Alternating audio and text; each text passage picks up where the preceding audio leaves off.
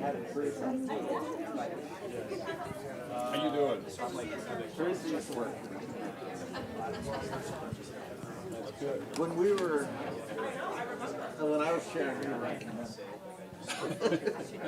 Or maybe vice versa. Might have been the other way around. All right, good afternoon, everyone. Welcome both to everyone here in person and everyone watching online. I'm Richard Fontaine, the CEO of the Center for New American Security. Looking forward to this important and really timely conversation about the future of U.S. foreign assistance.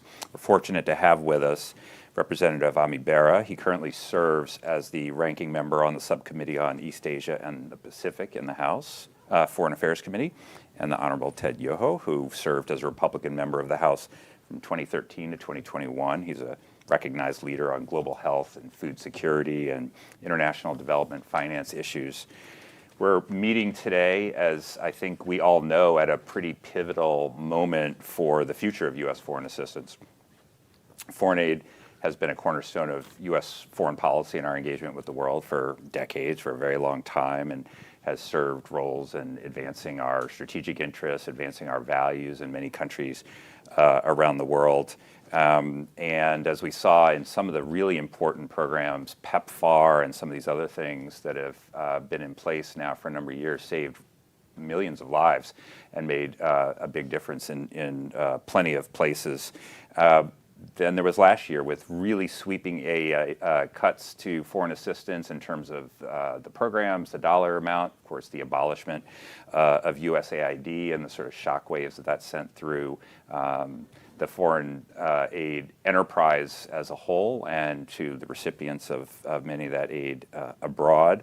And so now we are here having this conversation when I think America's commitment to foreign assistance is uncertain for sure, and the current state of things is uncertain, but it's potentially one of these quintessential challenge moments and opportunity moments because there were a lot of things about the way foreign aid was done before, whether it is some of the congressional mandates or the use of contractors and all of these other things that this new moment allows a bit of a fresh look at the rationale for foreign aid, how much we should be doing it and why we should be doing it, and what the future of foreign assistance should look like in terms of how we formulate it and deliver it. So that's some of what we're going to talk about today in our time here, talk about what the future might look like. In just a minute, I'll kick off the conversation with Congressman Bera and Congressman Yoho. Before that, let me just tell you guys that how you can tune in here. We'll do some Q&A in a little while here in the room, and if you're watching online, you can participate. There's a chat box that you can put some questions in. We'll try to get to as many as we can here on cnas.org/live, or you can go on X on hashtag CNAS 2026. So with all that, welcome, Congressman. And let me maybe start, before we get to the future of foreign aid, start with the current state of foreign aid. So there have been reports over the past year, obviously all of the cuts and the big magnitude of the cuts, abolishing USAID, folding that into the State Department, reports of food aid rotting in warehouses and clinics going dark in other countries and things like that. The administration has tended to say, well, what we really did was cut out waste and fraud and woke programs that were never appropriate in the first place. What's your sense, maybe I'll start with you, Congressman Bera, where do we stand today in terms of foreign assistance? I mean, we stand in a pretty devastated place right now, even though we passed a good bill yesterday that does restore some of the funding, not to the levels as the prior Congress, but certainly higher than what the president requested. So hopefully that is a starting point where Democrats and Republicans are starting to come together and say, hey, we've got to do this and we've got to be at the table. But I think it's important to understand the past and then understand the present to then understand, okay, where are we going to go? Right. So briefly, the 75 years post-World War II, America was the last country standing. And I think we did a pretty remarkable job building a construct of aid, development, peace, security, prosperity The Marshall Plan was quite remarkable if you think about that as a aid development plan, rebuilding Japan, going to war in Korea, but then also working with Korea to build this vibrant economy. Those 75 years are gone, right? And we created institutions, international institutions that made sense in the post-World War II world, the Cold War world, the post-Cold War world. You could make the argument the United Nations is an outdated institution. It's what we have. These are what we have. Where we are today, if you just think about the 2024 election, a lot of people are angry. They're in America, but also around the world. I travel. They're angry because their lives are not getting better. Their lives are harder. They can't pay their rent. They can't put food on their table. They don't know what their future's like. That is not just the United States of America. Go to Japan, talk to young people. Go to Korea, talk to young people. Go to Europe, talk to young people. So they're like, hey, wait a minute. I can't put food on my table. Why are you sending food abroad? I can't pay for healthcare or my medications. Why are you sending medications abroad? That's not my perspective as a doctor. I understand why we do what we do. But I think it's important to understand what the electorate is thinking about, because you didn't see populist uprising when they shut down USAID.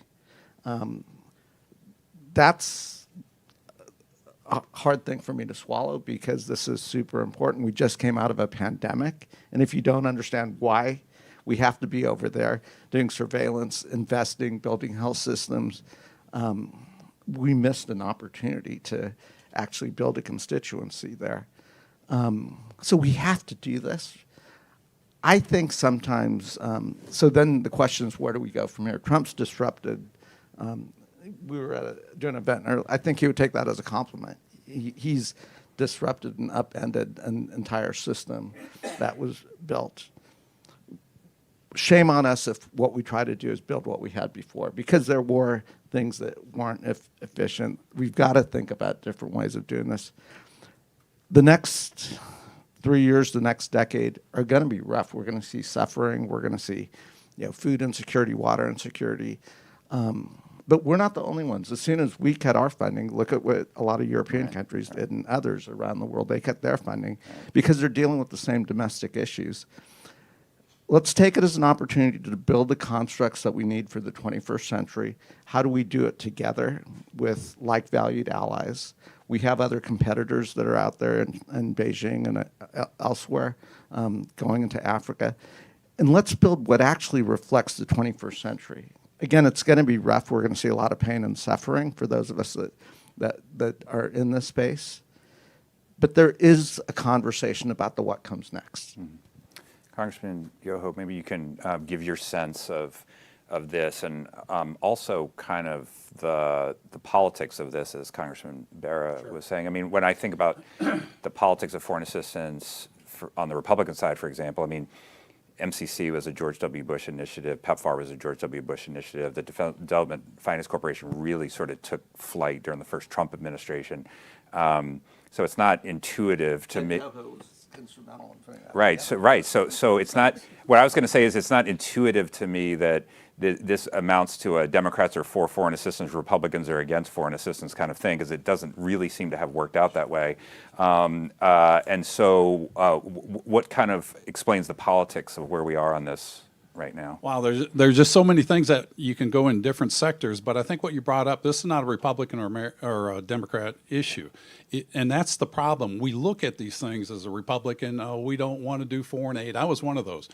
We don't want to do any foreign assistance. I came up here to burn the house down on that until I became educated. I found out I was really ignorant on that.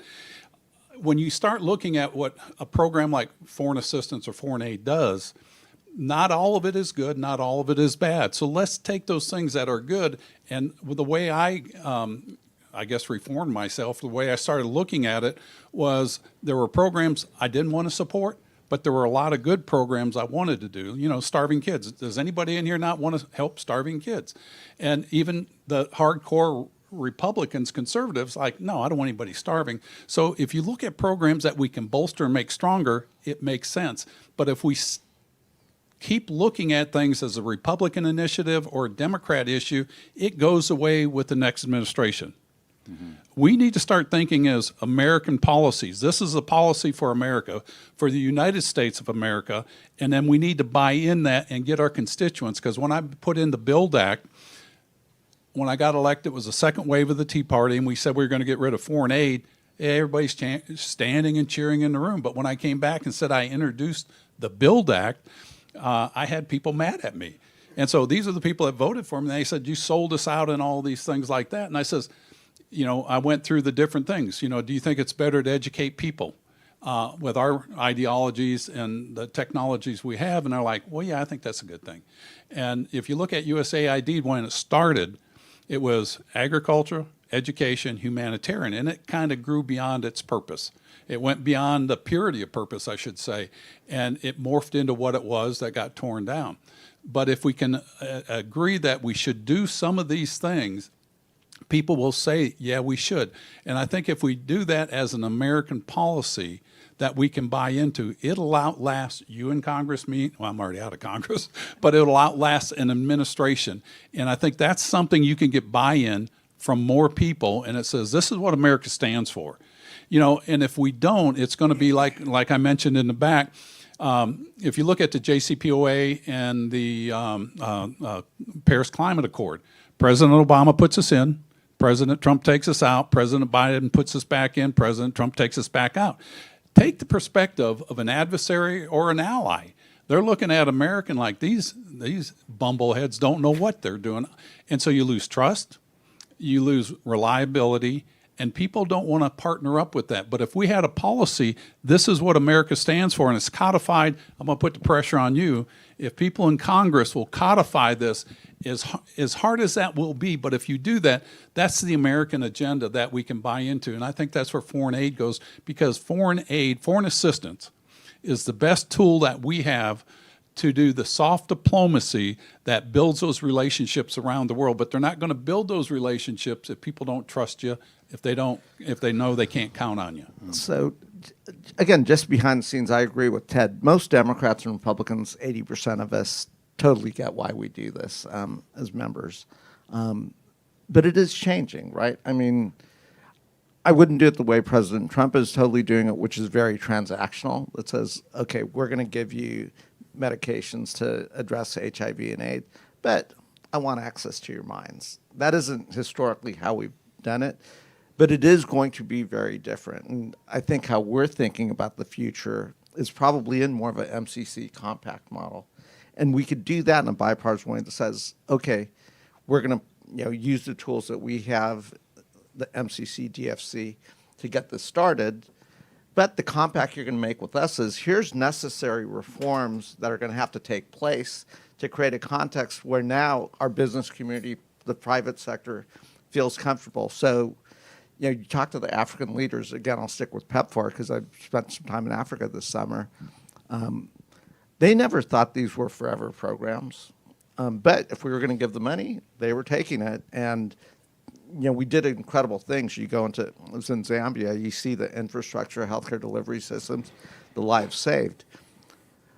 They get that we're going to go from dependency to sustainability to resiliency. What does that look like? Don't cut it off abruptly, but start to enter into those compacts that say, you've got to take some responsibility here. It's hard for me to go to the American public and say, we care about the lives of the Zambian civilians more than their own government does. I mean, that's just the reality. You got to care about these lives too. And we're going to help you, but here's what you got to do. One last thing, we introduced the Dominance Act this week, which is about critical minerals, bipartisan, Young Kim and I, strong bipartisan support, potentially moving forward. It builds on a lot of these principles that say, great, we're not just going to provide the funding, we will use our tools to help develop these industries, but you're going to have to create a context. So 3 years, 5 years from now, the private sector says, okay, I'll make these investments. I want to get to kind of what you touched on, which is maybe also the changing rationale for foreign assistance. I mean, over the years, there's been lots of rationales for different foreign assistance programs, right? So, I think one of the stimulus behind the Build Act was, well, China's doing Belt and Road, and this is projecting influence, and we've got to be in this game as well. And so this is not the only motivation, but it is a motivation. When they're starving children, we're a great and generous country that doesn't like to see starving children if we can do something about it. And so we don't say, well, we'll only give you this food aid if you give us this other thing or something like that. We just want to do that. It's kind of a form of charity.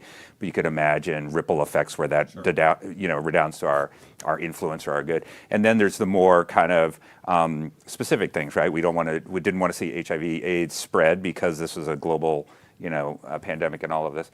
And so when you look at all these rationales, do you think that going forward, this is going to have to be more sort of narrowly focused on what does America get out of giving assistance to country X, Y, or Z, as opposed to, well, there's sort of diffuse, abstract benefits down the line, or this is just the right thing to do because there are people suffering out there. We're the richest country in the world. So let's say we wanted to stamp out hunger and food insecurity in Africa. Would you design a program that said, okay, American farmers, we're going to subsidize you, you grow it all here, et cetera, and longshoremen, we're going to make sure it's on U.S. flagged ships and so forth, and then send it over? Yeah, politically, that's exactly what you did, and that's what we did. Or would you say, we're going to take our best scientists, our best academics, we're going to go to Africa, we're going to work with you to better manage water, build systems, help you grow food so you can... Africa's a resource-rich country. Absolutely, they could feed their entire population. We would hear from farmers saying, hey, wait a minute, you're closing markets out to Asia. So we built a system that politically would benefit U.S. farmers, but at the same time would accomplish a goal. So we should ask fundamentally. And now what Trump's doing, he's dismantled that, but the farmers are speaking out against it. So it's like, okay, well, we'll give you $50 billion to... They'd rather grow food. So if we're going to provide the $50 billion, let's grow the food and let's not let it rot in warehouses. Let's do good with it. But I think that's a fundamental question, because if we really do want to stamp out hunger, we should go to Africa and build those systems with them and then create that context where our companies, our agriculture companies are going into Africa, working with them in a way that's mutually beneficial. We can do that, but I think that's where we are.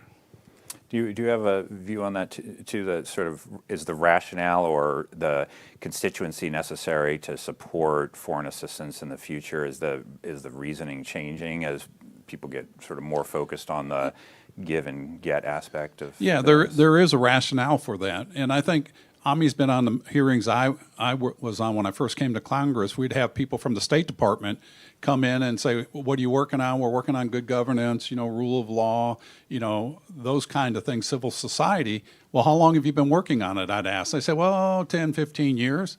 How's it going? Well, we're still doing it. Mm-hmm. So the dynamics needed to change. And as you brought up, there's a tectonic shift in world power and world order. So that adds a complicating effect to this.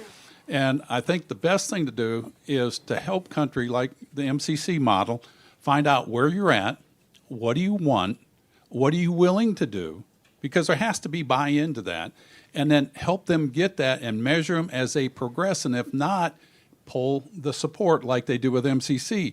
When I put in the Build Act, that originated when I was in the DRC, and we were at a meeting, and nobody was talking, so I asked a rhetorical question to the guy across from me. I asked him, I said, can I ask you a question? He goes, sure. And I said, what do you all do for social programs? He goes, what do you mean? And I says, feeding the hungry, health care, education, and named a few things. He didn't miss a lick. This is what shocked me. He goes, we have you. I'm like, this is not a good program. And I wanted to move countries from aid to trade. So that was the impetus. But then China was coming up with the Belt and Road Initiative, and we needed a way to counter that. Not to make us bigger or stronger, which, ultimately it is. But the whole goal should be to make that country to where they can raise up, empower them, so that they have a country that's self-sustaining. And I think if we bring our technology, our our values in there, that they're going to come to our side. I don't need to force somebody to come to our side. I think if we help them in the proper way, they're going to come to our side. So they win, we build allies, and I think it's a safer world. See, so we've got a prompt here. It says RUTF. Plumpy Nut, which is a great, American story of Georgia peanut farmers and others, coming together to create a product that goes out and feeds the world. Now, do you actually take that and say, okay, let's go to Africa. Let's look at the natural resources that you have here. Let's help you create your own RUTF in country to feed your own population. I think that's where we're shifting. Now, we will get pushback from American companies and folks that are producing it. It doesn't have to be either or, because there's so much hunger in the world. I also think it's important to understand how President Trump looks at the world. I think this is an accurate view. He's going to say, okay, we've spent billions of dollars helping address HIV/AIDS in your country, in Africa. This is not my opinion. This is my opinion of how he thinks.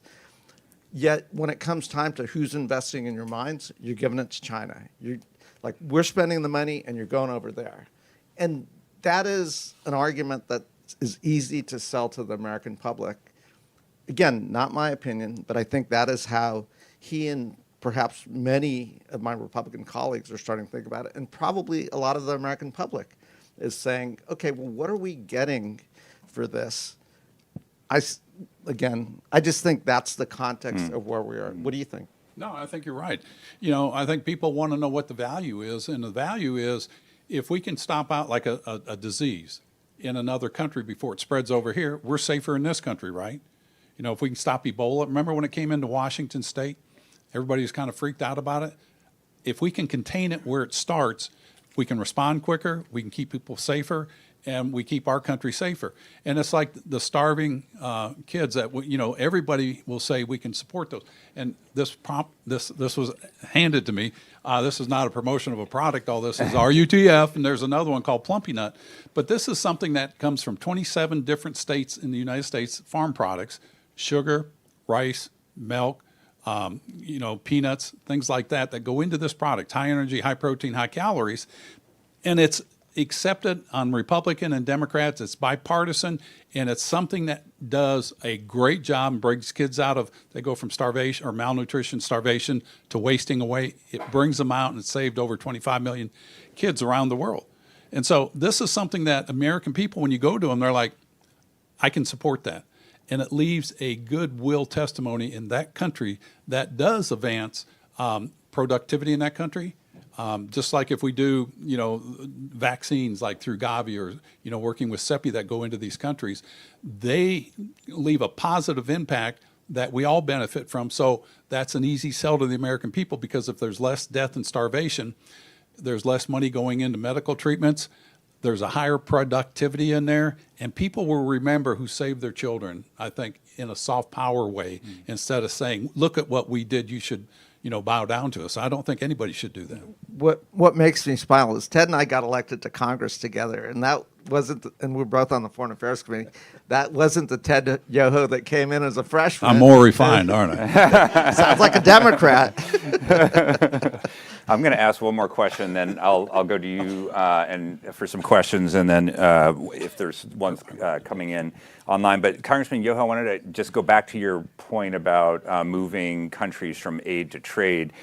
The aid discussion, the trade discussion tend to happen in different sort of fields and not be terribly linked. But right now we're going down on the aid and up on the tariffs. So is your view that we should create more opportunities for trade with these countries, maybe through AGOA, or just get rid of the tariffs? So, because it is pretty hard to say, well, we want you to move to trade, but you have less access to our market than you had before. Well, you look at where we were, and you can't look at everything right now. Look at where we were. We were, $1.53 trillion in a trade deficit. That comes from, you can call it ignorance, benign neglect, or by design that you get that. And it doesn't happen overnight. It happened over many administrations, I'm of the mindset it needed to be corrected. But you need to do it to where, all right, we're going to correct these things. This is what we expect. And I think we should remember the words of George Washington long, long time ago when he said, we want honest and fair trade with all nations, entanglement with none. I think that's a good thing that we should follow. We want to have strong relationships in trade. And the DFC, one of the things that we wanted to put together when we put that bill together is, how do you get trade with a poor country? Well, you can do foreign aid and that, but it's not really trade. What do they need? They need infrastructure. They need infrastructure, and with the DFC, we can bring in outside investors, private investors. We can bring in other countries' DFIs to do those major infrastructure projects. By doing that, you're going to grow an economy in that country, and by doing that, they're going to start producing products, and then we can increase our trade. I had the ambassador to Honduras come into my office, and he goes, "You guys are so fortunate because you have the American dream here." And he goes, "That's what I want in my country." I said, "No, you don't." I said, and he looked at me kind of dumbfounded, and he goes, "Why not?" I says, "You want to build the Honduran dream. Partner up with us on foreign assistance, like with the MCC or the Build Act. Create an economy in your country so that your kids grow up with the Honduran dream and they have opportunity. And you're not going to have opportunity if you don't have a stable government, you don't have the infrastructure. And that's where we should focus as a nation. And I think we can lead it, but you can't do it with a 4-year term or an 8-year term of a president. That ideology has to be, again, an American ideology. This is what America stands for. This is what America will do. Let's take some questions. Just identify yourself. There's a mic coming around right here. So yes, sir, right here. Yeah, in front. Hi, thank you all very much. My name's Nick Ackert. I'm an associate vice president with the Asia Group, and one of the issue areas I focus on is China's engagement with the developing world. One thing I really appreciated about the discussion is I think we have a pretty clear layout of the problem set and the benefits for the United States of upping and shoring up our aid in those areas where we've been lacking. But one thing I'd like to hear a little bit more about is where you guys think we have a comparative advantage in foreign aid and what we can do to frame that messaging in a way that resonates with recipients. Because I think our adversaries have a pretty clear framing that seems to resonate, and I'm wondering, what we should be thinking about on our side. Thank you. Yeah, so most of the world, again, I travel a lot and talk to a lot of foreign leaders. They would much rather do business with the United States or our Western allies as opposed to the way Beijing engaged in business, bringing their own workers, et cetera, creating debt traps and so forth. But if we're not there, they're like, okay, they're the only ones talking to us, so we're going to go there. I think the future of this and how we at least give them options, we could do it alone or we could do it with like-valued allies. So with Japan, Korea, Europe. We're not competing often in building these infrastructures, and we have different skill sets. We're great in the service sector and bringing our expertise in project management and all of that. So can we create that context? Again, I'll just talk about the Dominance Act in critical minerals. The Mineral Security Partnership, which is 14 countries, South Korea is now heading it this year. I think that's a model where we go in together, build redundant supply chains for these rare earths, build mines, et cetera. There's no reason you couldn't do that for infrastructure or agriculture, where each country is coming in, we're leveraging our resources to build that infrastructure, where, again, most of these countries, if they had an alternative, would rather do business with us than with China. And Congressman, maybe just if you're interested in expressing a view on this connection with the trade side of things. I mean, is it good or bad to have, say, 15% tariffs on poor African countries where we have aid programs? I mean, I think it's a bad thing. Okay, well, that's all right. That was easy. Okay, that one was easy. Congressman, were you about to come in on this? No pressure. If No.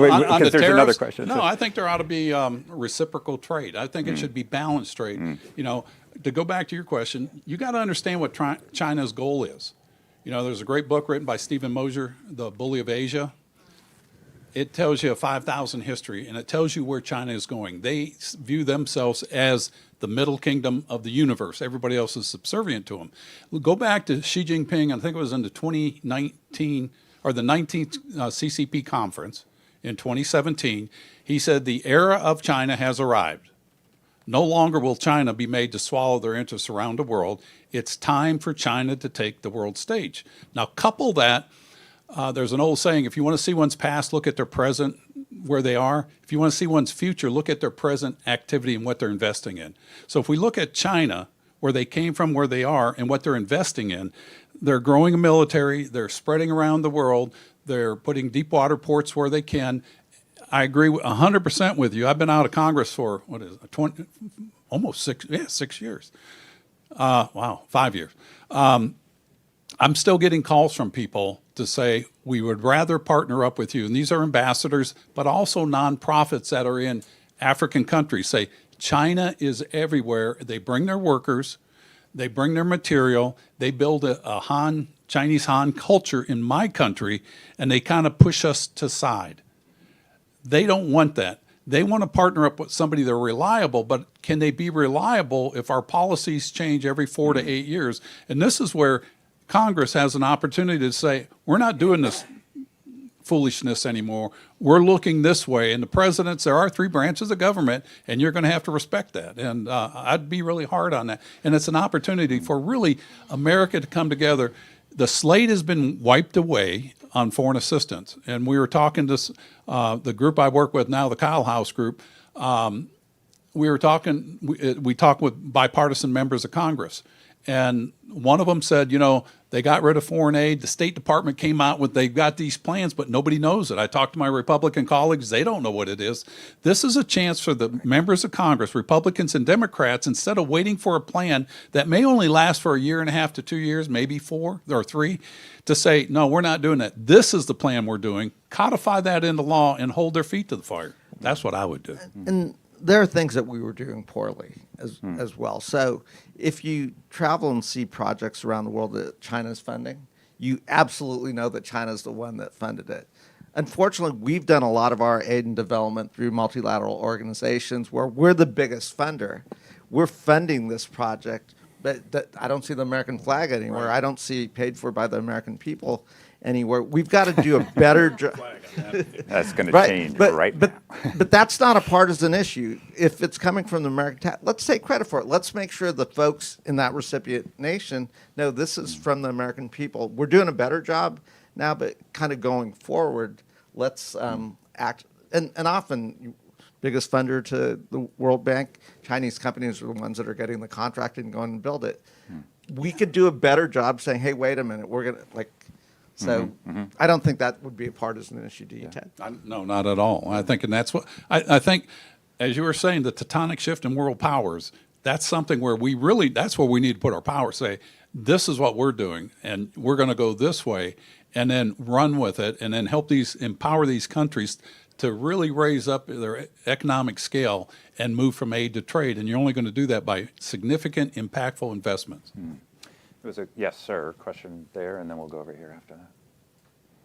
Yeah, thank you very much for this. My name is Blake Selzer. I'm the Government Relations Director for Adhesia Nutrition, and we're one of the 2 producers of our ETF. So, Plumpy Nut. Wow. Yeah, the Plumpy Nut. Yeah. None of this was pre-organized, No. was it? Because we're I came in late. independent think But I do tank. have a quick comment and question. The comment is that I think it's not I think you said this, Congressman, former Congressman Yoho. It's not either or in terms of the product for our ETF. As a matter of fact, we rely on the support from the shipping companies and the commodity groups and the NGOs. You mentioned NGOs.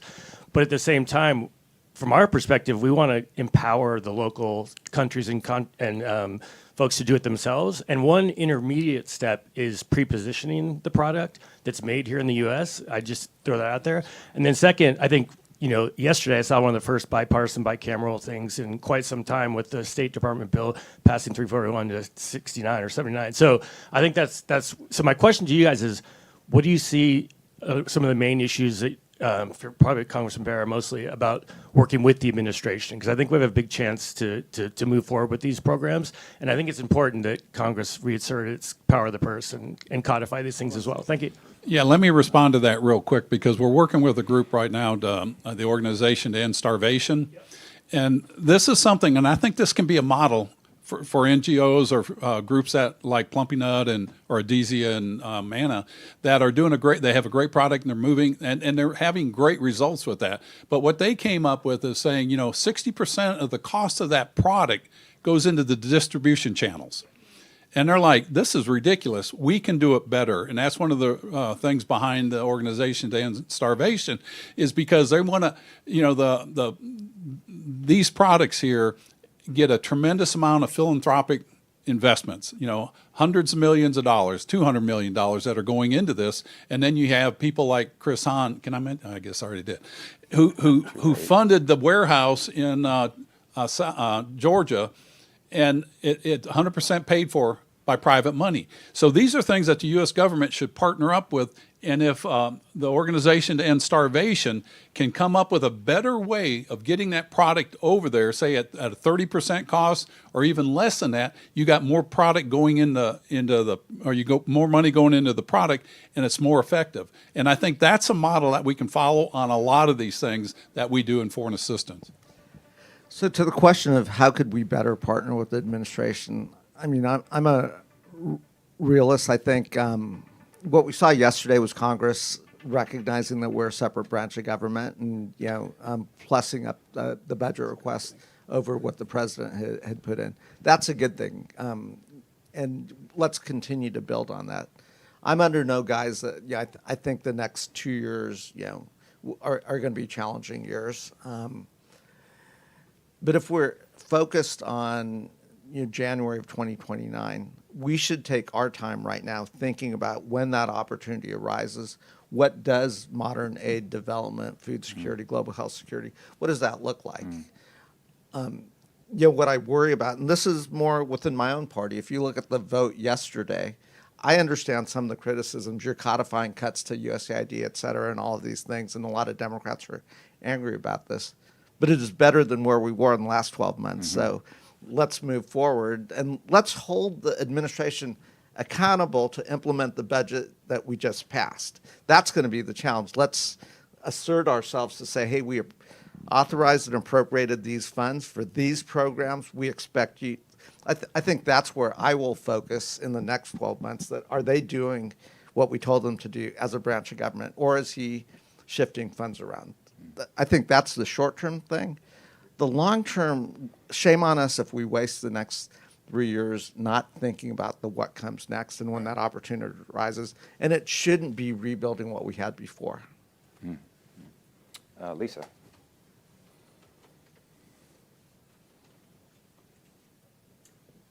Lisa Curtis. I'm Director of Indo-Pacific Security here at the Center for New American Security. I also serve as board chair for Radio Free Europe, Radio Liberty. So I have a question about international broadcasting. As you know, RFE-RL has been fighting for its survival over the last year. We were very pleased to see the bill that passed in Congress yesterday, or passed in the House rather, allocated $643 million for international broadcasting. Obviously, Congress showing its strong support for the U.S. maintaining an international broadcasting capability. But I would like to hear from both of you on your perspective, and particularly in light of what's happening in Iran. And this demonstrates how important it is for the U.S. to have an international broadcasting capability, to get information into the country when the internet has been shut down by an authoritarian government. And right now, Radio Free Europe, Radio Liberty does have Persian broadcasting through Radio Farda and is able to reach millions of Iranians. However, currently, U.S. AGM has not allowed us to use transmission lines to get that information into Iran. So RFE-RL has had to rely on private vendors because they can't have access to the U.S. government lines of transmission. I would just love to hear your comment on international broadcasting, its importance, and knowing that Russia and China are putting billions into their information operations.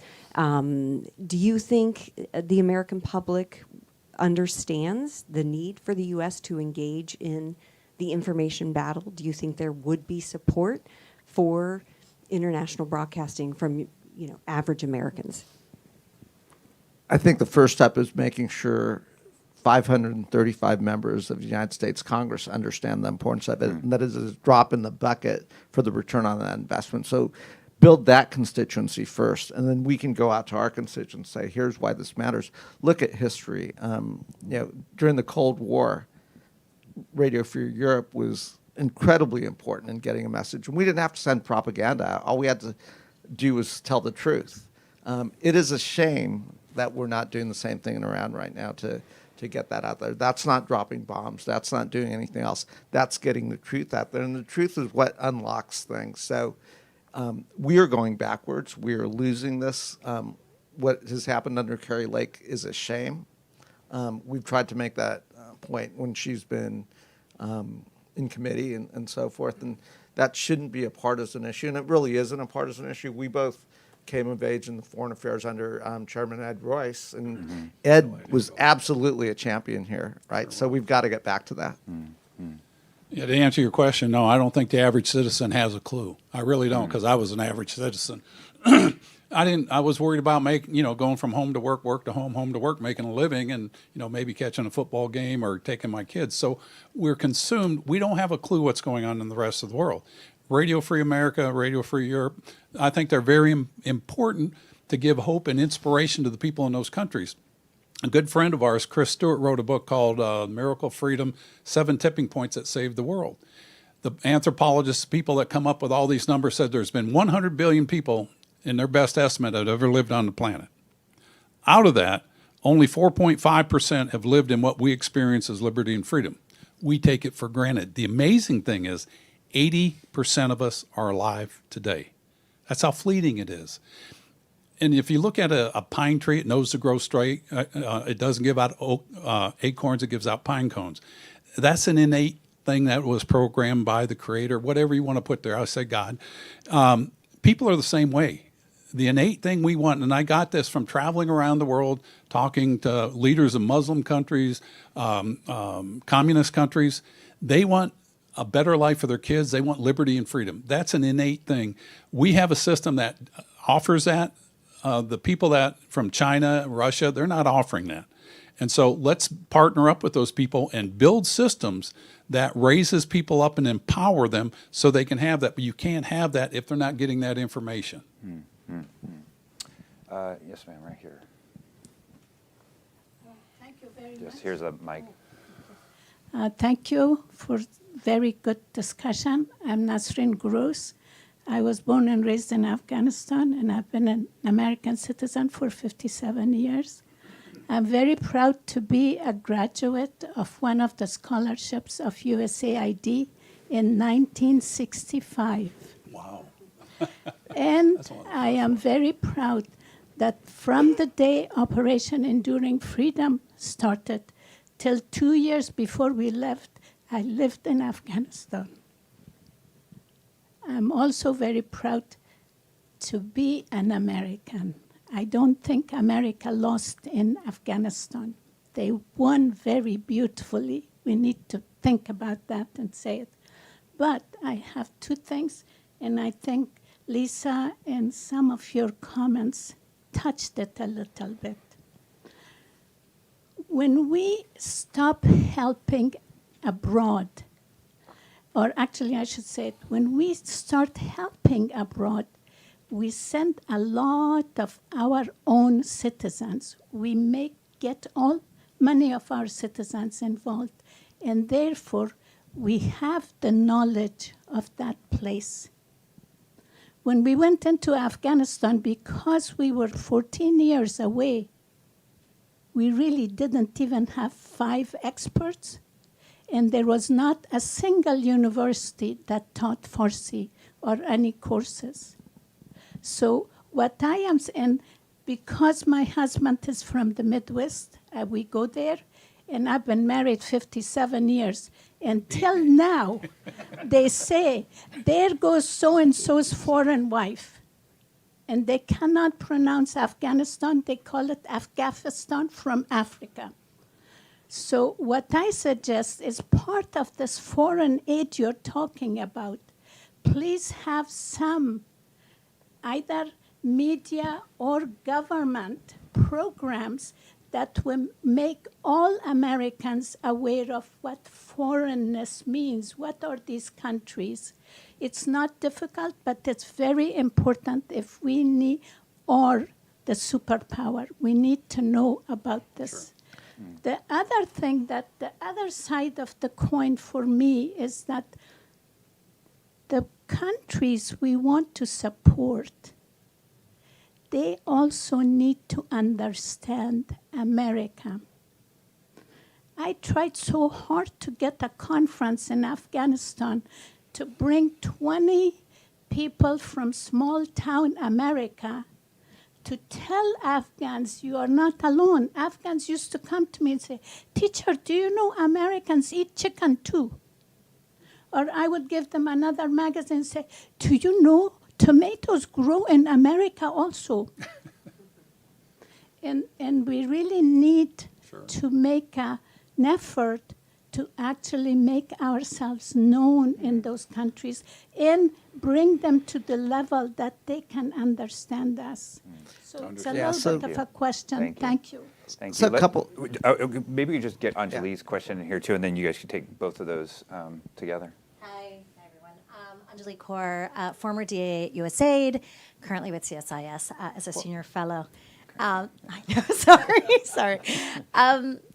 I completely agree that foreign assistance needed to be revamped. And being very close to USAID, I can say we didn't get our messaging across as we should have to the American people.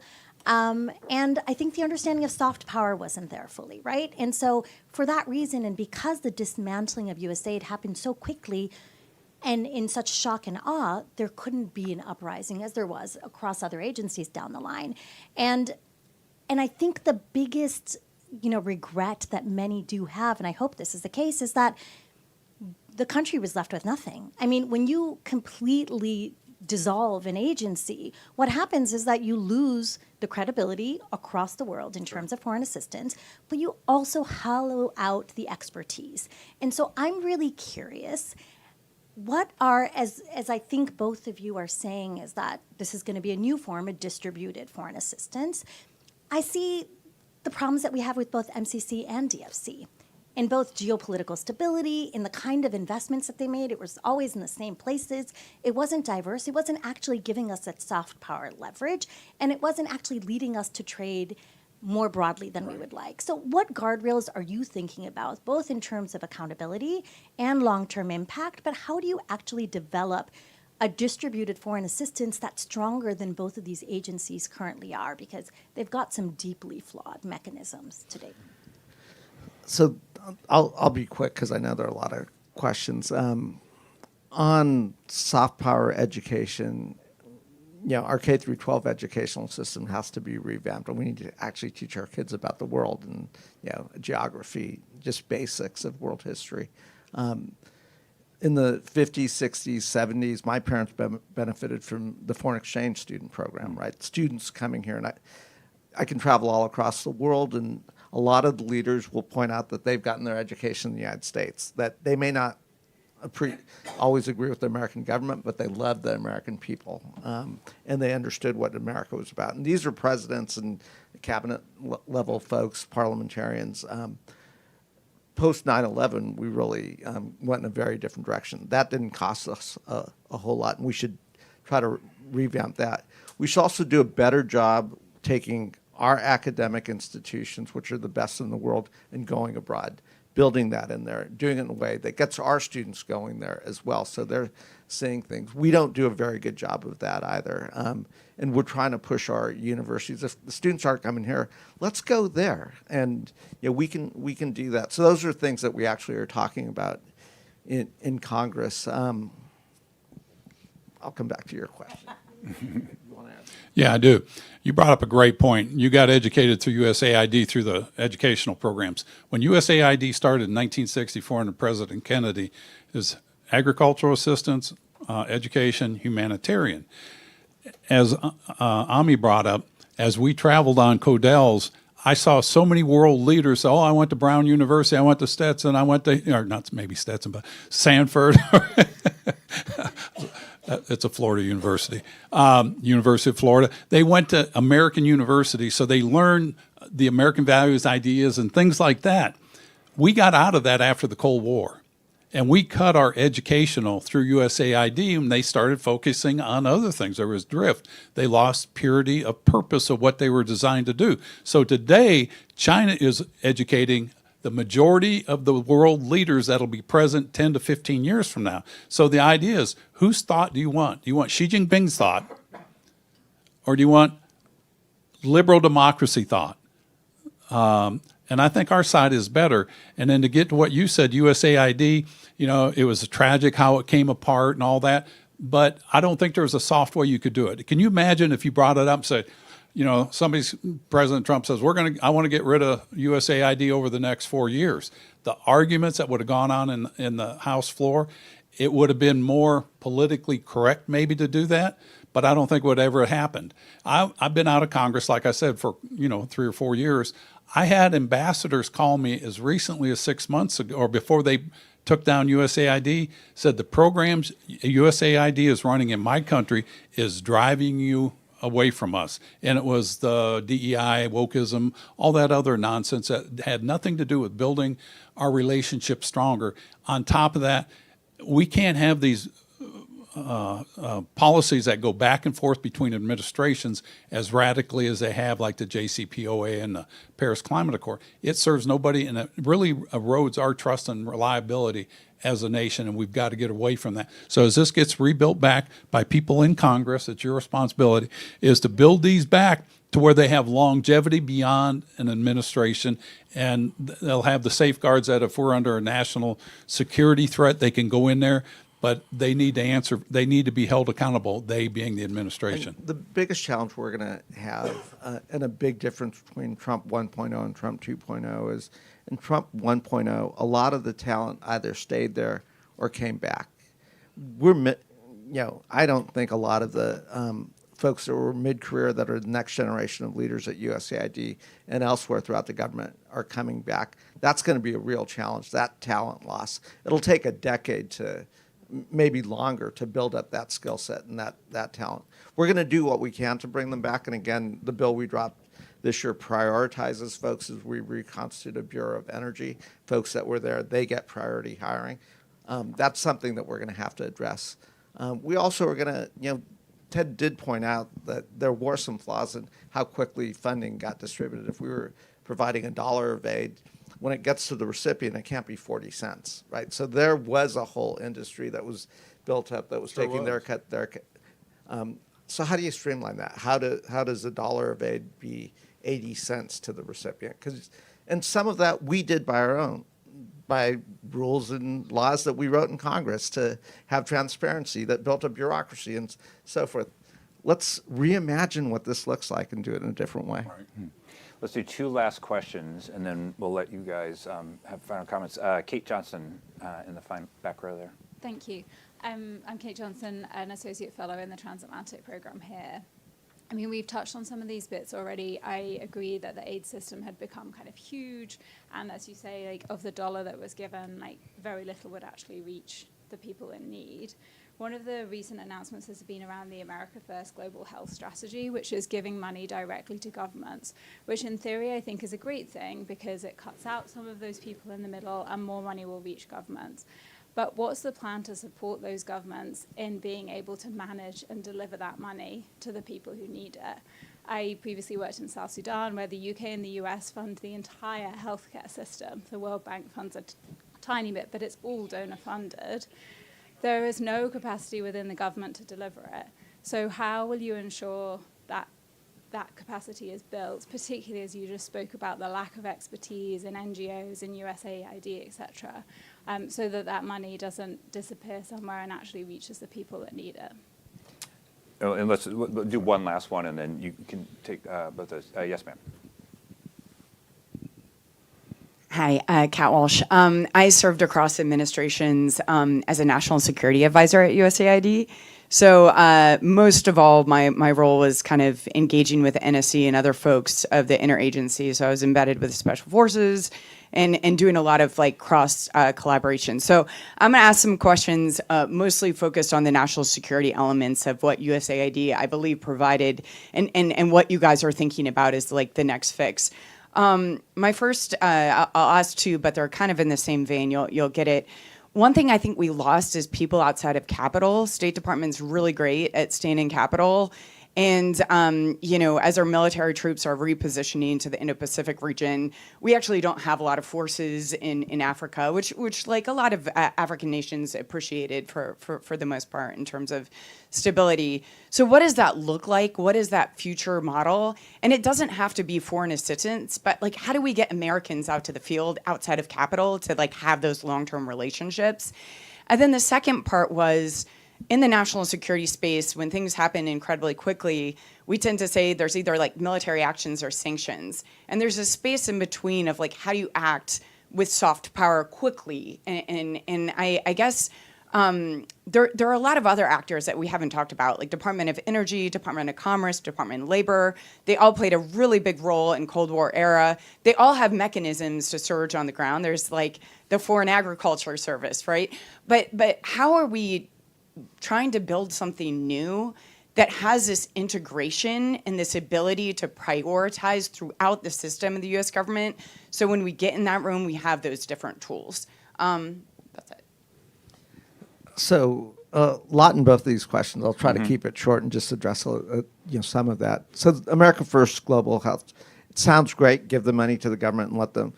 There could be a lot of fraud, a lot of corruption, a lot of issues and it could be very transactional that benefits single individuals or single family. I'll leave it at that and let you guys interpret how that might come about. So how do we, Congress, have the checks and balances? How do we audit this and so forth without building a huge bureaucracy that then starts to be where you spend a lot of the money? Let's be smart about this. I think the compact model, if we build on that, say, okay, we're going to give you $1 billion. Here's your end of the contract, what you have to do in terms of building and reforms, what you're bringing to the table. I don't think we should go, and again, let's just stick to global health, and say, here's how you should build your healthcare delivery system. That's like, we do that way too often, dictating folks to build a system like ours. Let's actually meet them where they are based on what they have, what their assets are, and build a system that works for them. And it'll be very different than a U.S. healthcare delivery system. I think we can build some of that into the compact and say, in 4 or 5 years, we're exiting, but here's what those benchmarks and metrics are. On the national security side of this, hugely important, right? I mean, General Mattis would always, if you don't do diplomacy and development, well, give me a lot of bullets because we're going to war. That is reality. I also think for members of Congress, the 530, if we don't address food and water insecurity, if you look at what's happening on the African continent, you're seeing massive displacements of folks, which is causing political instability, which is then leading to kinetic conflicts in many of these areas, which is then bringing us into war. So it's super important for us to address these fundamental issues to build stability. But what we haven't always done is build capacity. So while we're providing the aid and tools, we should also focus on building their own internal capacity. And that is a different mindset. Your question in the back, the NGOs, there's the NGO industrial complex. I mean, we're all aware of that now. It's what we've seen. And I gave a talk about 4 years ago when I was in Congress. There was a group of NGOs, and I said, I got to put you all on notice. We're broke as a nation. Back then it was about 24 trillion. Now we're at 38 trillion, paying $3 billion a day in interest. It can't go on. Things have to change. And I told that group that y'all need to look at what you're doing. Your goal should be to work yourself out of a job.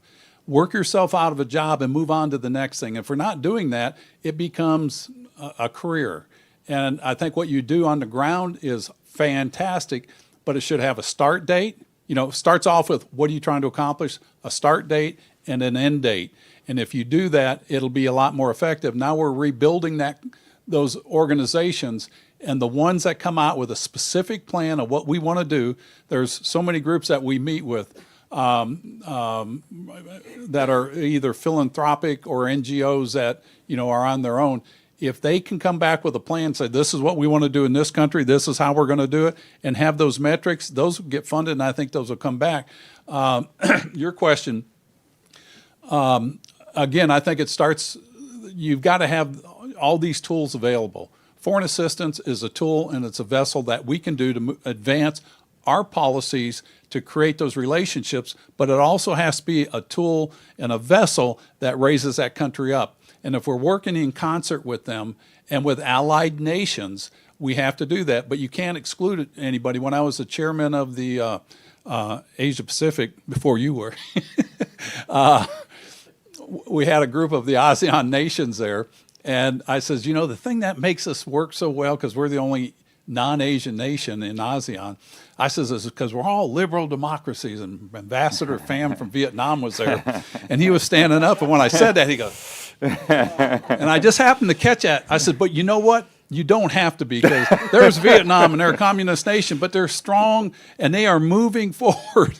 And, we have to be sensitive to those things.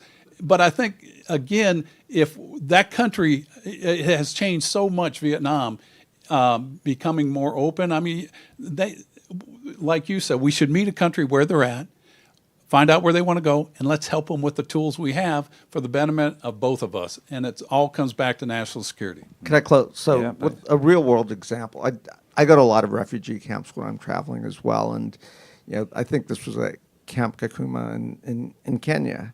And the aha for me was the way we do aid is we do it in short-term things. Folks have been there for 30 years. The reality is that's not how we should do this. We should recognize, build systems, build agricultural education systems, et cetera. Now, it's not easy because the host countries are not going to necessarily want them there, but go to Cox's Bazar, go around the world. These are not we have to take a longer-term view for these displaced populations and do it in a way that the host countries benefit. What's the economic value and strategic value there? It's just a different way of thinking as opposed to every 2 years appropriating funds and getting the again, it's not easy to do. It's something we talked to Sam Powers about, but I think it's the right model as we start thinking about rebuilding aid and development is, again, how do you build sustainability? And then from there, how do you build resiliency? Congressman Bera, Congressman Yoho, thank you. I think among the through lines in this discussion is we are at kind of a new moment for sure in the foreign assistance world. We got here through a lot of disruption, and you can agree or disagree with how we got there, but the future provides an opportunity to rethink all of this. At CNAS, we want to do our own thinking about what that should look like, and would love to work with you guys and with others on what might be able to take shape in the future. But thank you for the discussion today. Thanks for bringing your expertise, and thank you for the bipartisan spirit in which you did this, and for your service to the country. We really appreciate it. Thanks to all of you for joining us and those who joined us online, and we will see you next time. Thanks very much.